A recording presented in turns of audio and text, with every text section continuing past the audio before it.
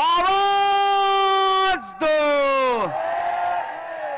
इसी जोश के साथ आप तमाम लोगों को आने वाली 20 तारीख को महाराष्ट्र में परिवर्तन के लिए वोट करना है और आप लोग ये काम करेंगे। मैं इस संबंध में आपको कुछ बताने और समझाने नहीं आया हूं। मेरा मानना है कि सियासी तौर पर आप तमाम लोग समझदार हैं।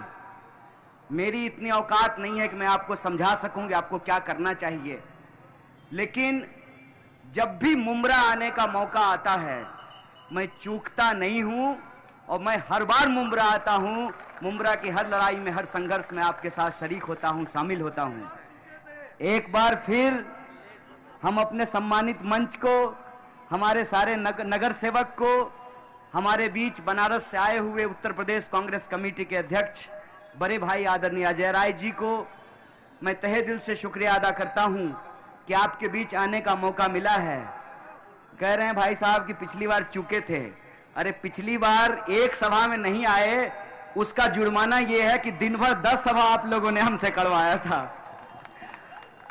साथियों, मैं आपसे सिर्फ 3 बात कहना चाहता हूं। पहली बात तो ये कि आप सब लोग सियासत को बड़े गौर से देख रहे हैं। आप सियासत समझते हैं, आपको समझाने की जरूरत नहीं है।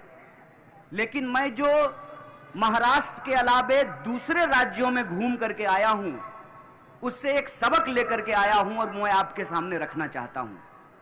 पहला सबक यह है, ताजा तरीन घटना है हरियाणा का। हरियाणा में इंडिया अलायंस जीत रही थी, हमारी सरकार बन रही थी, तमाम सर्वे और रिपोर्ट कह रहे थे कि हम चुनाव जीत रहे हैं। गड़बड़ कहां हुई? गड़बड़ यह हुई कि हर किसी को यह लग रहा था कि हरियाणा जीत ही रहे हैं, इस सीट पे कुछ और हो जाएगा तो क्या फर्क पड़ता है। मैं कहता हूं, बूंद बूंद अगर घड़ा भरता है तो बूंद बूंद घड़ा खाली भी होता है।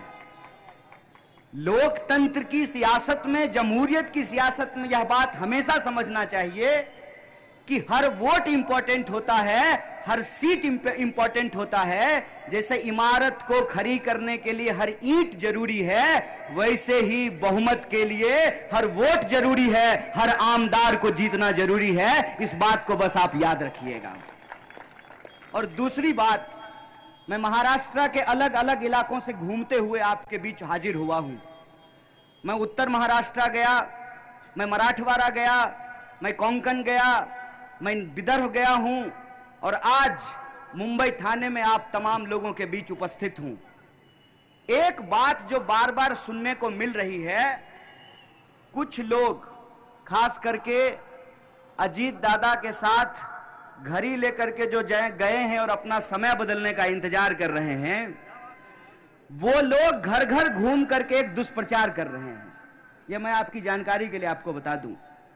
वो ये दुष्प्रचार कर रहे हैं कि हमको वोट दे दीजिए। खास करके जो भाजपा विरोधी वोट है महाराष्ट्र के भीतर, उनके पास जा रहे हैं और कह रहे हैं कि आप हमको वोट दे दीजिए, क्या पता 23 तारीख को हम भी पलट जाएं। मैं एक बात आपको कहता हूं, निश्चित को छोड़ करके अनिश्चित की ओर जाने से निश्चित भी अनिश्चित हो जाता है। और इस बार महाराष्ट्र ने यह अग्नि परीक्षा देख ली है। हम कहते हैं कि आप जिसको इस्तेमाल कर चुके हैं, आपको उस पर विश्वास करना चाहिए, और जो इस्तेमाल हो चुके हैं उसको आपको पहचानना चाहिए। मैं बिहार से आता हूं, जो जितनी आसानी से आने की बात कर रहा है वो उतनी आसानी से जा भी सकता है। बस इस बात को आप याद रखिएगा। सोना खड़ा है कि नहीं खड़ा है, इसका पता आग से चलता है, इसका पता ताप से चलता है। कहते हैं ना, वह पथ क्या पथिक कुशलता क्या, जिस पथ में बिखरे सूल न हो, नाविक की धैर्य परीक्षा क्या, जब धाराएं प्रतिकूल न हो। जब महाराष्ट्र के साथ खड़ा होने की बात आई, जब अपना ईमान बचाने का बात आया, तो कौन लोग महाराष्ट्र के साथ खड़े रहे और कौन अदानी के पास जाकर के अपना ईमान बेच दिए, उसको पहचानने का यह वक्त है। इस बात को आप याद रखिएगा। मैं आ रहा था, जिधर आप मुंह घुमाइए उधर महायुक्ति का बड़ा बड़ा पोस्टर लगा हुआ था। तो हम देखे कि उसमें पहचानने का कोशिश कर रहे थे। एक चेहरे पे कई चेहरे लगा लेते हैं लोग, बहुत सारे चेहरे थे उस पर। मेरे मन में एक सीधा सवाल आया कि इतना चेहरा लगाने का क्या जरूरत है? खाली अदानी जी का फोटो लगा दीजिए, बाकी सब तो उनकी ही चौकीदारी कर रहा है। आप बताइए कि महाराष्ट्र के लोग ये तय करेंगे कि महाराष्ट्र में किसकी सरकार बनेगी ना, कि दिल्ली में कोई व्यापारी बैठ करके तय करेगा कि महाराष्ट्र में किसकी सरकार बनेगी? डॉक्टर बाबा साहब भीमराव अंबेडकर ने, महात्मा गांधी ने, पंडित जवाहरलाल नेहरू ने, सरदार पटेल ने, मौलाना अबुल कलाम आजाद ने, इन लोगों ने एक संविधान दिया है हमको, जिस संविधान के तहत यह तय किया गया है कि रानी के कोख से राजा नहीं पैदा होगा, जनता का सेवक जनता के वोट से चुना जाएगा। आप हमको बताइए कि जनता के वोट के साथ गद्दारी किसने की?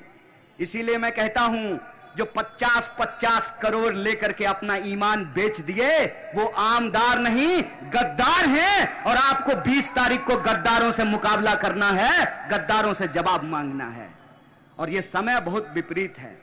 समय विपरीत इसलिए है कि असली और नकली का पहचान करना मुश्किल हो गया है। इसीलिए मैं आप सब लोगों से यह निवेदन करने के लिए आया हूं। बहुत मुश्किल नहीं है, अगर आप गौर से देखेंगे तो बहुत अच्छे तरीके से आप ये पहचान कर सकते हैं। यह लड़ाई सीधे तौर पे, सानू भाई ने कहा, यह लड़ाई सीधे तौर पर वो तरफ झूठ है, दूसरे तरफ सच्चा है।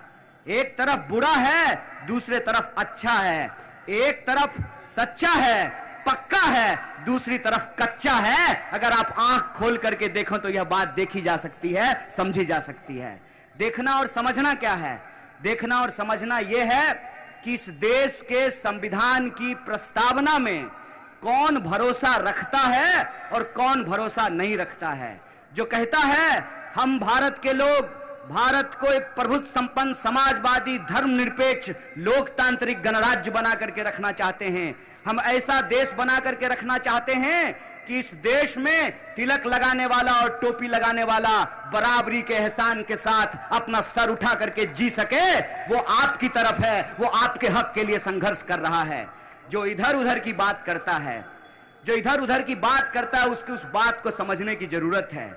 अभी मैंने डिप्टी सीएम साहब से पूछ लिया, डिप्टी सीएम जा रहे हैं और कह रहे हैं कि यह धर्म युद्ध है, धर्म बचाना जरूरी है। हम आप लोग अपने स्कूल में एक प्रार्थना गाया करते थे, इतनी शक्ति हमें देना दाता, मन का विश्वास कमजोर होना। हम शक्ति ईश्वर से मांगते हैं, हम धर्म से शक्ति लेते हैं। हम उतने बड़े नहीं हो गए हैं कि हम खुदा को शक्ति देने लगे, हम ईश्वर को शक्ति देने लगे। ईश्वर ताकतवर हैं, वो अपनी रक्षा स्वयं कर लेंगे। हमको अपनी रक्षा करने की जरूरत है। हमको अपना जल बचाना है, जमीन बचाना है, घर बचाना है, रोजी रोजगार बचाना है और धर्म ही बचाना है। तो हमने यही पूछ लिया कि धर्म बचाना अगर इतना जरूरी है तो बस इतना बता दीजिए साहब कि धर्म बचाने की इस लड़ाई में आपका बेटा बेटी भी हमारे साथ चलेगा ना? ऐसा तो नहीं होगा कि हम धर्म बचाएंगे और आपके बच्चे विदेश पढ़ने के लिए जाएंगे, ऐसा तो नहीं होगा ना? यही सवाल जब मैंने पूछ लिया तो फडणवीस साहब फूफा की तरह वीडियो चैनल पर रो रहे थे, हूं कर रहे थे। हमने कहा फूफा क्यों बन रहे हो यार, हमने क्या गलत पूछ दिया है? उन्होंने कहा कि हमारे परिवार पर हमला कर दिया। हमने कहा कैसे हमला कर दिया भैया? हमने तो इतना ही पूछा ना कि हम धर्म बचाएंगे और आपके घर के लोग रील बनाएंगे, हमने इतना ही पूछा। अगर रील बनाना खराब बात है तो मत बनाइए, अगर रील बनाना अच्छी बात है तो इसमें बुरा मानने वाली क्या बात है? और रील तो हर कोई बनाता है, आजकल तो हर कोई रील बना रहा है। आजकल तो रेल मंत्री भी रील ही बना रहे हैं, तो कई बार कंफ्यूज हो जाते हैं कि रेल मंत्री हैं कि रील मंत्री हैं। हमने कोई गलत बात तो की नहीं, तो ये हूं हूं करके रोने लगे। हमने कहा रोइए मत, अभी आपका असली आंसू तो 23 तारीख को महाराष्ट्र के लोग निकालने वाले हैं। और ये आंसू वो इसलिए निकालने वाले हैं कि पिछले 5 साल आपने लोगों के आंखों में आंसू दिए हैं। यहां के लोगों का रोजी रोजगार छीना, लोगों के घर छीन रहे हैं, यहां की फैक्ट्रियां बाहर भेज रहे हैं, यहां का काम धंधा दूसरे राज्य में पहुंचा रहे हैं, और बेशर्मों की तरह एक व्यापारी के साथ बैठ करके महाराष्ट्र का सौदा कर रहे हैं। ऐ महाराष्ट्र के आम आवाम, मेरा आपसे निवेदन है कि इन गद्दारों से मुकाबला कीजिए, जमहूरियत की ताकत से, वोट की ताकत से मुकाबला कीजिए। और एक बात को याद रखिएगा, हमारे एक भाई ने कहा कि हम बाय चॉइस यहां हैं। बिल्कुल ठीक बात है, हम सब बाय चॉइस यहां हैं, बाय चांस यहां नहीं है, बाय चॉइस यहां पर हैं। और बाय चांस इसलिए नहीं है कि 8 लाख लोगों ने पिछले 10 साल में भारत का पासपोर्ट छोड़ करके दुनिया के दूसरे देशों की नागरिकता ले ली। 8 लाख लोगों ने। हम बाय चॉइस भारतीय हैं, वरना हम भी अक्षय कुमार की तरह कनाडा का पासपोर्ट लेकर के देश की मिट्टी से बना हुआ कजारिया टाइल्स बेच रहे होते हैं। जो लोग अपना खून पसीना इस मिट्टी में देता है, वो किसान जो यहां की फसलें उगाता है, वो मजदूर जो मकान बनाता है, सड़कें बनाता है, फैक्ट्रियों में काम करता है, वो ठेला रिक्शा चलाने वाला, दुकानदारी करने वाला, नौकरी करने वाला, बिजनेस करने वाला, अपने खून पसीने की कमाई से अपने परिवार का भरण पोषण करने वाला जो मेहनत कश आवाम है, यह देश जितना महल वालों का है उतना ही झोपड़ी वालों का है। इस बात को याद रखिएगा। और हमारी ताकत हमारा वोट है।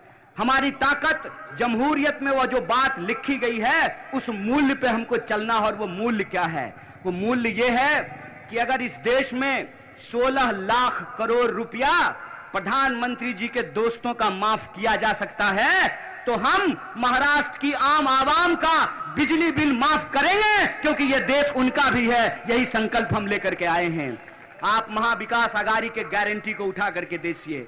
उस गारंटी में हम क्या कह रहे हैं? हम गारंटी में कह रहे हैं कि अगर इस देश की तिजोरी इस देश के धनवानों के ऊपर लुटाई जा रही है, तो उस तिजोरी को वापस महाराष्ट्र के लोगों के ऊपर खर्च किया जाएगा, महाराष्ट्र की बहु बेटियों पे खर्च किया जाएगा, महाराष्ट्र के नौजवानों पे खर्च किया जाएगा, महाराष्ट्र के किसानों पर खर्च किया जाएगा। और महाराष्ट्र की प्रगति का मतलब 2-4 व्यापारियों की प्रगति नहीं होती है। महाराष्ट्र की प्रगति का मतलब यहां जो करोड़ों लोग रहते हैं, चाहे वो मंदिर जाते हो, मस्जिद जाते हो, गुरुद्वारा जाते हो, चर्च जाते हो, बौद्ध मठों में जाते हो, हिंदू हो, मुस्लिम हो, सिख हो, ईसाई हो, बौद्ध हो, पारसी हो, जैन हो, यह देश सबका था, है और रहेगा। यही हमारा ऐलान है और यही ऐलान हम आपके बीच करने के लिए आए हैं कि जितनी कोशिश करनी है इनको कर लीजिए।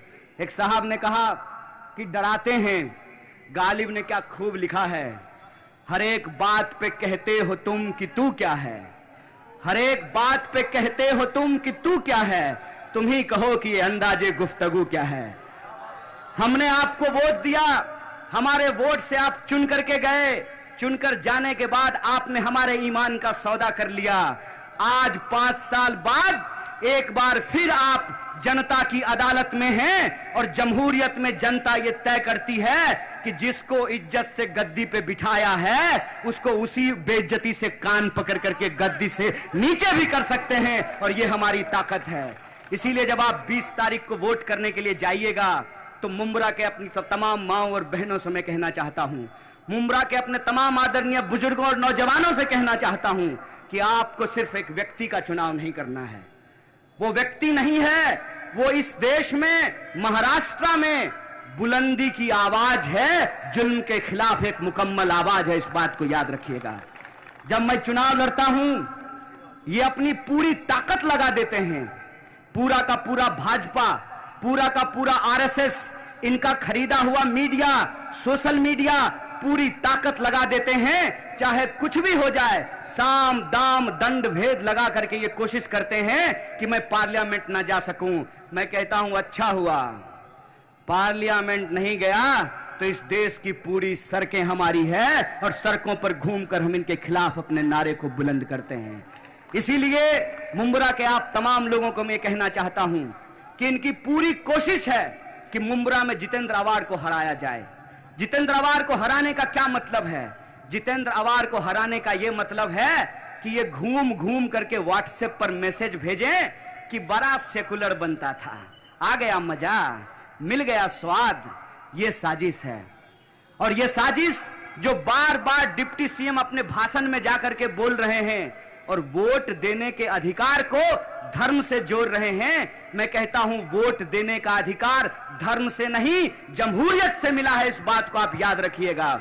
और हम हिंदू हो सकते हैं, कोई मुसलमान हो सकता है, कोई सिख हो सकता है, कोई ईसाई हो सकता है, कोई बौद्ध हो सकता है, कोई पारसी हो सकता है, कोई जैन हो सकता है, कोई उत्तर भारतीय हो सकता है, कोई दक्षिण भारतीय हो सकता है, कोई पूरब का है, कोई पश्चिम का है, लेकिन हम भारत के लोग हैं। और हम भारत के लोगों को इस देश के संविधान ने एक अधिकार दिया है। वो अधिकार यह है कि हेलीकॉप्टर पर चलने वाले का भी वोट एक है और टूटी साइकिल लेकर घूमने वाले का भी वोट एक है। यह जो वोट की ताकत है, इस वोट की ताकत को ये खत्म कर देना चाहते हैं। ये चाहते हैं कि इस देश में धर्म के नाम पर सियासत हो, और धर्म के नाम पर जब सियासत होती है तो उसका सबसे मजेदार बात देखिए क्या होता है। आप जमीन पर एक काम मत कीजिए, आप जमीन पर जनता के लिए एक काम मत कीजिए, बस चुनाव में ऊपर वाले का नाम लीजिए। जमीन पर आपका कोई काम किया हुआ नहीं है, कोई आपसे पूछने वाला नहीं है। इसीलिए मैं आप सबसे ये कहने के लिए आया हूं, महाराष्ट्र के भीतर एक एक सीट को जीतना जरूरी है। एक एक सीट को जीतना इसलिए जरूरी है कि अगर हम महाराष्ट्र में चूके तो महाराष्ट्र की जो धन संपदा है उसको लूट करके ये अपनी तिजोरियां भरेंगे। और आप देखिए कि पैसा किस तरीके से पानी की तरह बहाया जा रहा है। इसीलिए मेरा आप तमाम लोगों से निवेदन है कि वो अगर अपने बच्चों के भविष्य के बारे में सोच रहे हैं, हमको महाराष्ट्र में एक ऐसी सरकार चुननी है जो हमारे बच्चों के भविष्य के बारे में चुने। इसीलिए मैं आप सबसे ये निवेदन करने के लिए आया हूं कि जब आप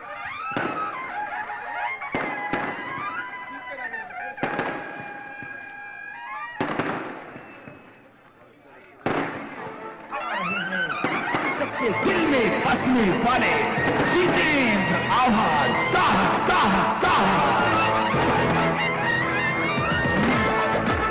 इसलिए क्या है ये सबको बताएंगे, गरीबों लाचारों का साथ निभाएंगे, साथ निभाएंगे। जितेंद्र आव्हाड क्या है ये सबको बताएंगे, गरीबों लाचारों का साथ निभाएंगे। इसीलिए मैं आप सबसे ये निवेदन करने के लिए आया हूं कि पूरा देश महाराष्ट्र की तरफ देख रहा है, पूरा देश मुंब्रा की तरफ देख रहा है कि मुंब्रा की जनता क्या फैसला लेती है।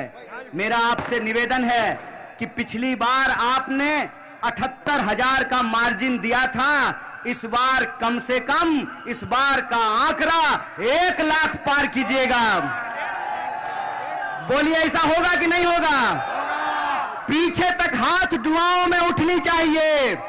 हमारी आवाज जहां तक जा रही है, हाथ उठिए, ये हाथ उठे और इस देश को एक संदेशा जाए कि मुंब्रा एक बार फिर से इतिहास बनाने के लिए तैयार है। और इतिहास बनाना इसलिए जरूरी है कि डॉक्टर बाबा साहब भीमराव अंबेडकर ने एक बात कही है।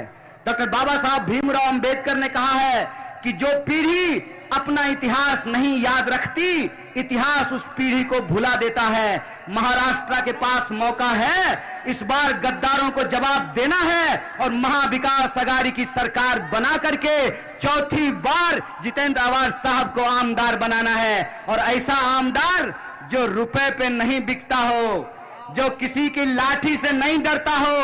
और मैं कहता हूं, मैं जेल घूम करके आया हूं, जेल इतनी भी बुरी जगह नहीं है।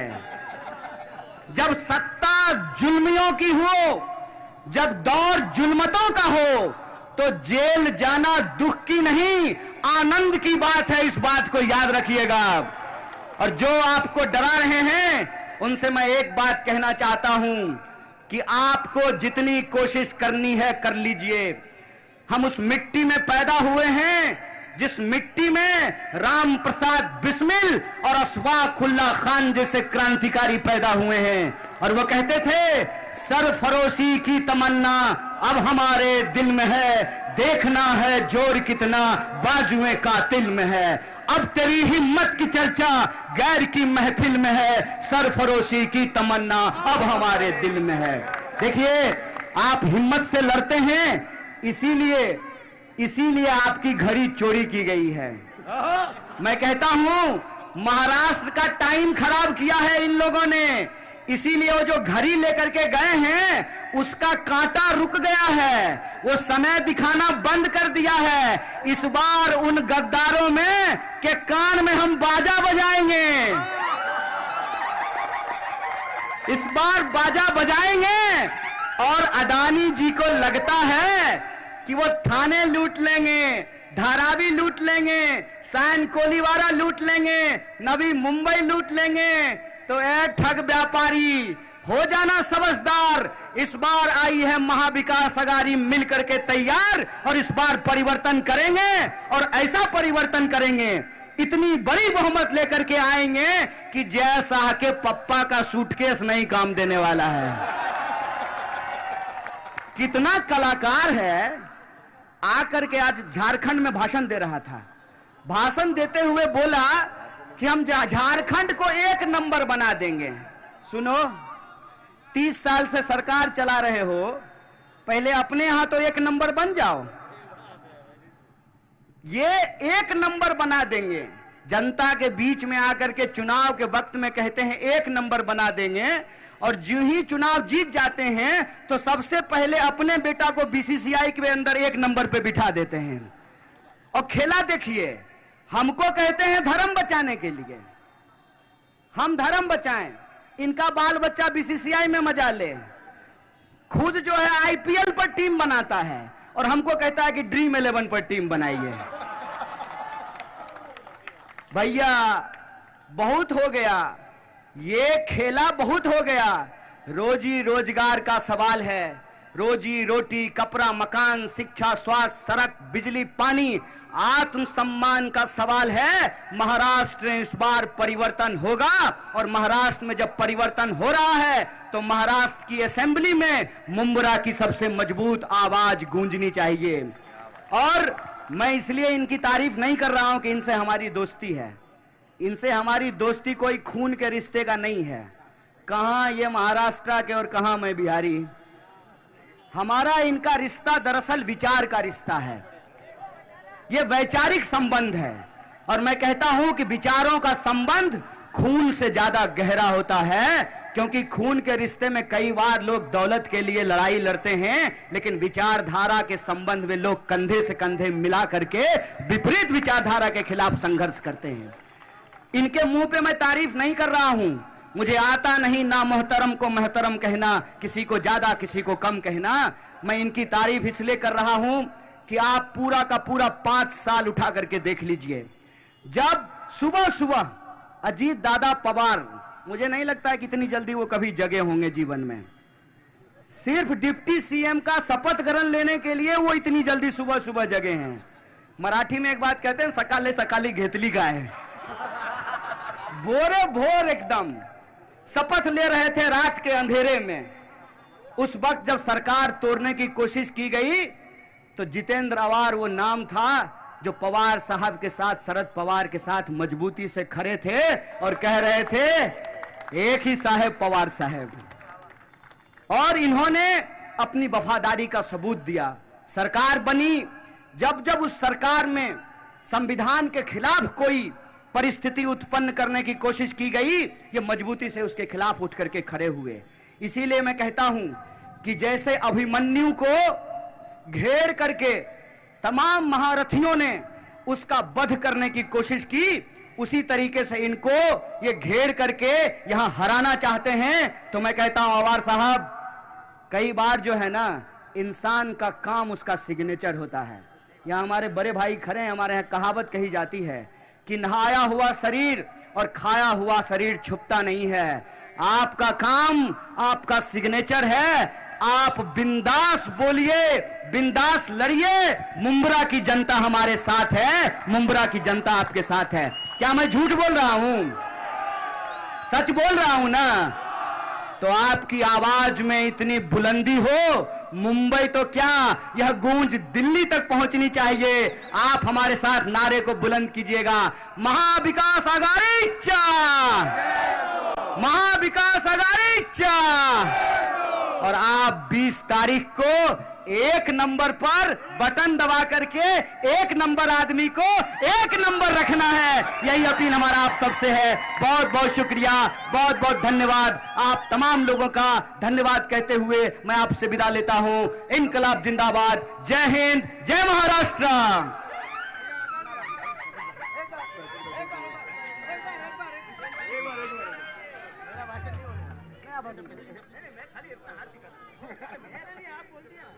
साथियों, आप हमारे साथ एक नारे को बुलंद कीजिएगा। अरे जय जय जय जय जय वीर, अरे जय पेरिया जय वीर, अरे जय जय फूले जय वीर, तो जोर से बोलो जय वीर, अरे मिलकर बोलो जय वीर। तो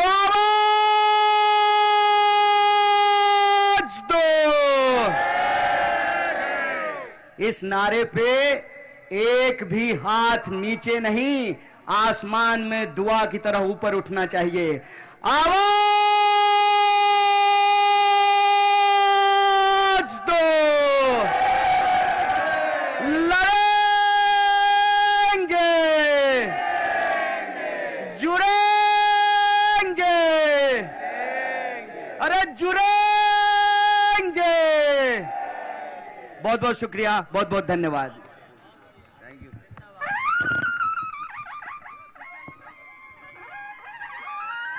कन्हैया ने इतना तोफ गोला डाक दिया है, अब मैं क्या और बॉम्ब पर डालूं। जो मैं चाहता था वो सब कर दिया कन्हैया ने, इसलिए हमारी दोस्ती है विचारों की। और इसलिए मैं मुमरा में हर बार कहता हूं, ये विचारधारा की लड़ाई है। सब बदल सकता है, रास्ता बदल सकता है, पानी बदल सकता है, लाइट बदल सकता है, लेकिन जिस दिन विचारधारा बदल गई, ना ये देश रहेगा, ना तुम रहोगे, ना हम। तो इसलिए विचारधारा की लड़ाई में हमको एमवीए का साथ देना है, इंडिया अलायंस का साथ देना है। और इस बार 20 तारीख को बड़े से बड़े बहुमत से महाविकास आघाड़ी को सत्ते पे लाना है, सत्ता दिलानी है। और ये चोरों की, कॉन्ट्रैक्टरों की, गद्दारों की सरकार उठाकर। नमस्कार, मैं हूं मानक गुप्ता। अगर आपको हमारा ये वीडियो पसंद आया हो तो इसे लाइक और शेयर जरूर करें। और हां, हमें सब्सक्राइब और फॉलो करना ना भूलें, ताकि आप देश और दुनिया की कोई खबर मिस ना करें। तो जुड़े रहिए हमारे साथ और देखते रहिए News 24।